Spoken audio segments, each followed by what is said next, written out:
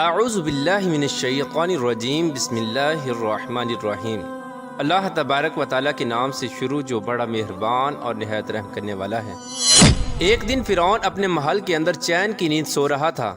کہ ایک دم گھبرا کر اٹھ گیا۔ فرعون نے ایک دردناک خواب دیکھا جس خواب نے اس کی نیند کو اڑا کر رکھ دیا۔ اس ہیبت ناک خواب کو دیکھنے کے بعد فرعون نے کل اپنے دربار کے اندر تمام نجومیوں کو اکٹھا کیا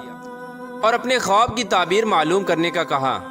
فرعون نے نجومیوں کو بتایا کہ اس نے یہ خواب دیکھا ہے کہ بیت المقدس سے ایک آگ ظاہر ہوئی ہے جس نے تمام قبطیوں کو جلا کر راکھ کر دیا، جبکہ بنی اسرائیل کے مسلمانوں کو کچھ بھی نہ کہا۔ چنانچہ اس وقت تمام نجومیوں نے اپنے علم کا استعمال کیا اور اس خواب کی تعبیر نکالی، اور نجومیوں نے فرعون کو خواب کی یہ تعبیر بتائی کہ بنی اسرائیل میں ایک ایسا بچہ پیدا ہوگا جو تمہاری سلطنت کو تباہ و برباد کر دے گا اور خود تمہاری سلطنت پر قابض ہو جائے گا۔ چنانچہ فرعون نے اس خواب کی تعبیر سن کر اپنی سلطنت کے چھن جانے کے خوف سے قبطیوں کو یہ حکم جاری کیا کہ بنی اسرائیل کے ہر گھر کی نگرانی کی جائے، اور جس گھر میں بھی بچہ پیدا ہو اس کو قتل کر دیا جائے، اور بنی اسرائیل کے مردوں کو روک دیا جائے کہ وہ اپنی عورتوں کے بالکل بھی قریب نہ جائیں۔ چنانچہ اس طرح فرعون کا حکم پاتے ہی بنی اسرائیل کے ہر گھر کی نگرانی ہونے لگی، اور بنی اسرائیل کے مسلمانوں کے گھر میں جو بھی بچہ پیدا ہوتا اس کو قتل کر دیا جاتا۔ لیکن اللہ تبارک و تعالیٰ کی تقدیر میں جو کچھ لکھا تھا وہ ہو کر ہی رہنا تھا۔ اسی قتل و غارت کے دوران اللہ تبارک و تعالیٰ کی قدرت سے 2 بچے ایسے پیدا ہوئے جو اس قتل و غارت سے بچ گئے، اور اللہ تبارک و تعالیٰ کی قدرت یہ کہ ایک بچہ فرعون کے گھر میں پرورش پانے لگا، اور دوسرا بچہ جس کو اس کی ماں نے قتل کے ڈر سے ایک دور پہاڑ کے اندر چھوڑ دیا تھا، اس کی پرورش کے لیے اللہ تبارک و تعالیٰ نے اپنے سب سے مقرب فرشتے حضرت جبرائیل علیہ السلام کی ڈیوٹی لگائی۔ چنانچہ حضرت جبرائیل علیہ السلام روز اس بچے کے پاس آتے اور اس کے منہ میں اپنی انگلی داخل کرتے۔ اس انگلی کی وجہ سے اس بچے کو خوراک اور دودھ ملتا، جس کی وجہ سے اس بچے کی نشو و نما ہونے لگی۔ چنانچہ وقت اسی طرح گزرتا گیا اور وہ دونوں بچے جوان ہو گئے۔ اتفاق سے دونوں بچوں کا نام موسیٰ تھا۔ لیکن اللہ تبارک و تعالیٰ کی قدرت یہ کہ جو بچہ فرعون کے گھر میں پرورش پایا وہ بڑا ہو کر اللہ تبارک و تعالیٰ کا مقرب نبی حضرت موسیٰ علیہ السلام بنے، اور جس بچے کی پرورش اللہ تبارک و تعالیٰ کے سب سے مقرب فرشتے حضرت جبرائیل علیہ السلام نے کی تھی وہ بڑا ہو کر بدبخت سامری جادوگر بنا۔ پیارو دوستو، ادھر جب فرعون کا ظلم و ستم حد سے بڑھنے لگا تو اللہ تبارک و تعالیٰ نے اپنے پیارے نبی حضرت موسیٰ علیہ السلام کو یہ حکم جاری کیا کہ وہ اپنی قوم کو لے کر مصر سے روانہ ہو جائیں، اور اللہ تبارک و تعالیٰ فرعون پر دردناک عذاب نازل فرمانے والا ہے۔ چنانچہ حضرت موسیٰ علیہ السلام اللہ تبارک و تعالیٰ کے اس حکم کی تکمیل کرتے ہوئے اپنی قوم کو لے کر مصر سے روانہ ہو گئے۔ چنانچہ جب حضرت موسیٰ علیہ السلام اور باقی تمام مسلمان دریائے نیل کے قریب پہنچے تو ادھر فرعون کو یہ خبر ملی کہ حضرت موسیٰ علیہ السلام اور اس کی قوم مصر کو چھوڑ کر جا رہے ہیں۔ یہ خبر سنتے ہی فرعون نے اپنے لشکر کو تیار کیا اور اپنے لشکر کو یہ حکم دے دیا کہ بنی اسرائیل کے تمام مسلمانوں کو اور حضرت موسیٰ علیہ السلام کو قتل کر دیا جائے۔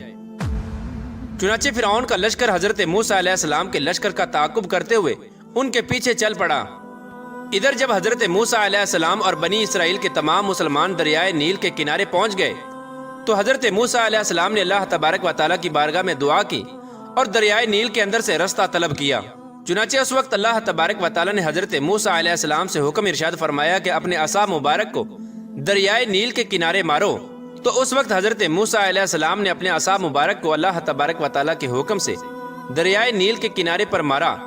تو اس وقت دریائے نیل 2 حصوں میں تقسیم ہو گیا اور دریائے نیل کے اندر سے ایک وسیع رستہ بن گیا۔ حضرت موسیٰ علیہ السلام اور تمام بنی اسرائیل کے مسلمان اس رستے کو عبور کرتے ہوئے بڑی آسانی کے ساتھ دوسری طرف چلے گئے، اور ادھر فرعون کا لشکر جو حضرت موسیٰ علیہ السلام کے لشکر کا تعاقب کر رہا تھا وہ بھی اسی رستے سے دریائے نیل میں داخل ہو گیا۔ اس طرح جب فرعون کا لشکر دریائے نیل کے بالکل درمیان میں داخل ہوا تو اس وقت اللہ تبارک و تعالیٰ نے دریائے نیل کو مل جانے کا حکم دیا، تو دریائے نیل اللہ تبارک و تعالیٰ کے حکم سے آپس میں مل گیا۔ اس طرح فرعون اور اس کا تمام لشکر اور تمام قبطی دریائے نیل کے اندر غرق ہو کر ہلاک ہو گئے، اور اس طرح فرعون کو ہلاک کر کے اللہ تبارک و تعالیٰ نے دنیا کے لیے عبرت کا نشان بنا دیا۔ چنانچہ فرعون کی ہلاکت کے بعد حضرت موسیٰ علیہ السلام اور تمام بنی اسرائیل کے مسلمان ایک دوسرے مقام پر ٹھہر گئے۔ کچھ عرصے بعد اللہ تبارک و تعالیٰ نے حضرت موسیٰ علیہ السلام کو یہ حکم دیا کہ وہ اپنی قوم کو لے کر دوبارہ مصر میں واپس چلے جائیں۔ حضرت موسیٰ علیہ السلام اللہ تبارک و تعالیٰ کا یہ حکم پاتے ہی اپنی قوم کو لے کر مصر کی طرف روانہ ہو گئے۔ اللہ تبارک و تعالیٰ نے بنی اسرائیل کے مسلمانوں پر یہ فضل کیا کہ فرعون کے تمام تر محلات اور تمام تر خزانے بنی اسرائیل کے مسلمانوں کے سپرد کر دیے گئے۔ اسی دوران اللہ تبارک و تعالیٰ نے حضرت موسیٰ علیہ السلام کو تورات دینے کا بھی وعدہ کیا تھا۔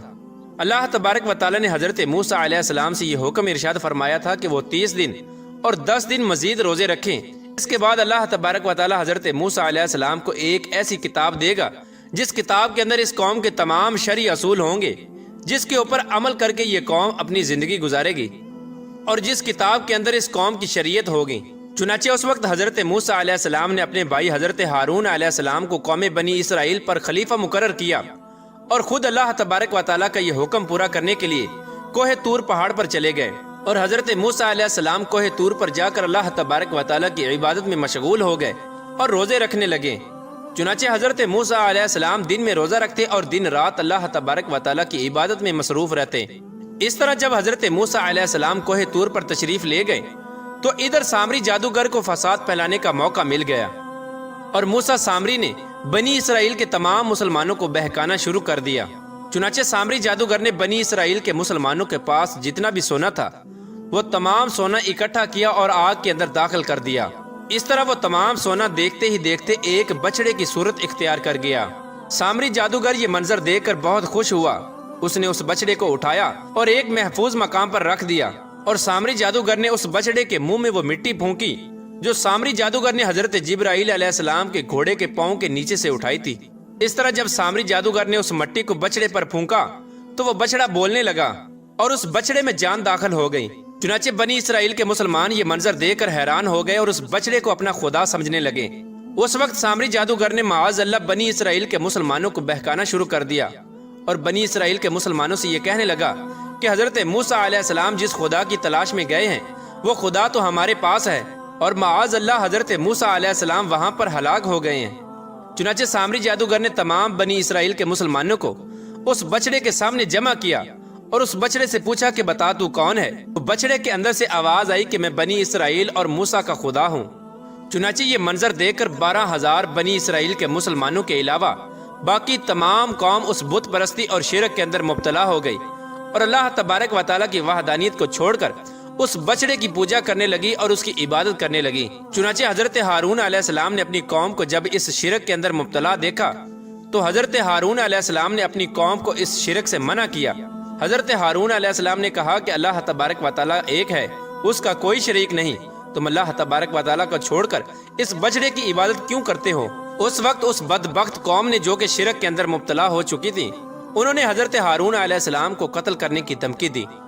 چنانچہ حضرت ہارون علیہ السلام اس وقت اس دھمکی کی وجہ سے خاموش ہو گئے۔ چنانچہ ادھر جب حضرت موسیٰ علیہ السلام اللہ تبارک و تعالیٰ کے ساتھ ہم کلام ہو کر اور تورات لے کر واپس آئے تو اپنی قوم کو اس شرک کے اندر مبتلا دیکھا۔ آپ نے دیکھا کہ آپ کی قوم اس بچڑے کی پوجا کر رہی ہے۔ یہ منظر دیکھ کر حضرت موسیٰ علیہ السلام جلال میں آ گئے۔ حضرت موسیٰ علیہ السلام نے غضبناک ہو کر اپنے بھائی حضرت ہارون علیہ السلام کو بالوں اور داڑھی مبارک سے پکڑا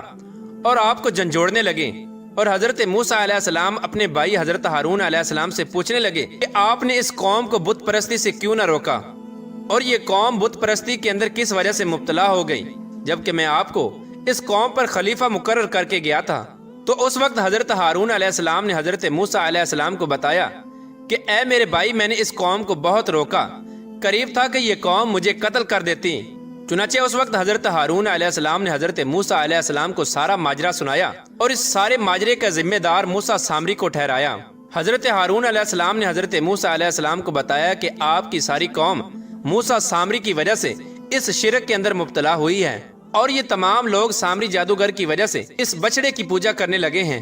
اس وقت حضرت موسیٰ علیہ السلام نے سامری جادوگر سے پوچھا کہ تم نے یہ شرک کیوں کیا؟ تو اس وقت سامری جادوگر حضرت موسیٰ علیہ السلام سے کہنے لگا کہ میں نے یہ شرک اپنے نفس کے ابھارنے کی وجہ سے کیا ہے، اور یہ بچڑا ہی ہمارا رب ہے، ہم اسی کی پوجا کریں گے۔ اس وقت حضرت موسیٰ علیہ السلام نے غضبناک ہو کر موسیٰ سامری کے لیے دردناک بد دعا کی، تو اللہ تبارک و تعالیٰ نے موسیٰ سامری کو ایک ایسی دردناک بیماری کے اندر مبتلا کیا کہ وہ ساری زندگی لوگوں سے یہی کہتا رہا کہ میرے قریب مت آنا اور مجھے ہاتھ مت لگانا۔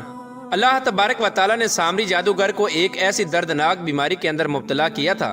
کہ کوئی بھی شخص اگر اس کو ہاتھ لگا دیتا تو وہ سخت بخار کے اندر مبتلا ہو جاتا۔ اس طرح سامری جادوگر ساری زندگی جنگلات کے اندر بھٹکتا رہا اور اسی موذی بیماری کے اندر تڑپ تڑپ کر ہلاک ہو گیا۔ ادھر حضرت موسیٰ علیہ السلام نے اس بچڑے کو توڑ پھوڑ کر ٹکڑے ٹکڑے کر دیا جس بچڑے کو سامری جادوگر نے بنایا تھا۔ اس کے بعد حضرت موسیٰ علیہ السلام نے اللہ تبارک و تعالیٰ کی بارگاہ میں دعا کی اور بنی اسرائیل کے مسلمانوں کے اس گناہ کی معافی طلب کی، تو اللہ تبارک و تعالیٰ نے حضرت موسیٰ علیہ السلام سے ارشاد فرمایا کہ اس گناہ کی معافی ایک ہی صورت میں ہو سکتی ہے کہ تمام بنی اسرائیل کے وہ لوگ جو اس شرک کے اندر مبتلا تھے وہ اپنے عزیز و اقارب کو اور اپنے قریبی رشتہ داروں کو اپنے ہاتھوں سے قتل کریں۔ چنانچہ اس طرح بنی اسرائیل کے وہ تمام لوگ جو اس شرک کے اندر مبتلا تھے انہوں نے اپنے ہاتھوں سے اپنے آپ کو قتل کر دیا اور اپنے عزیز و اقارب کو اپنے ہاتھوں سے نیست و نابود کر دیا۔ اس طرح اللہ تبارک و تعالیٰ نے اس بدبخت سامری جادوگر کو ہلاک کیا اور اس شرک کے اندر مبتلا اس قوم کو دردناک سزا دی۔ اللہ تبارک و تعالیٰ سے دعا ہے کہ اللہ تبارک و تعالیٰ ہمیں شرک جیسی غلاظت سے محفوظ فرمائے اور اللہ تبارک و تعالیٰ کی وحدانیت پر یقین رکھنے کی توفیق عطا فرمائے۔ اللہ تبارک و تعالیٰ سے دعا ہے کہ حضور پاک صلی اللہ تعالیٰ علیہ وآلہ وسلم کی محبت کے اندر جینا مرنا نصیب فرمائے اور ان کی محبت کے اندر زندگی گزارنے کی توفیق عطا فرمائے۔